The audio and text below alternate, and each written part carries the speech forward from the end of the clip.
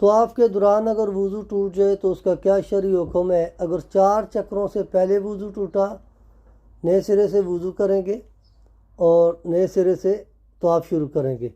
اگر 4 چکر کے بعد وضو ٹوٹ گیا تو نئے سرے سے وضو کریں گے اور اسی کو آگے ایسے ہی کنٹینیو کریں گے۔ با وضو کرنا فرض ہے، بے وضو کرنا گناہ ہے طواف۔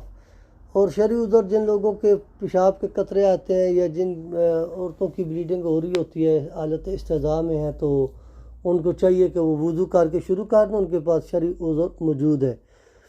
اور حالت احرام میں یعنی اگر طواف کے دوران جب آپ اپنا احرام باندھتے ہیں تو ستر کا نہ کھل جانا، اگر کھل جائے تو یہ احرام ہے۔ ناف سے لے کر کے گھٹنوں کے نیچے تک کا چھپانا فرض ہے۔ ناف سے نیچے کا تھوڑا سا حصہ نظر آ گیا یا رانیں نظر آ گئی تو یہ بھی گناہ ہے۔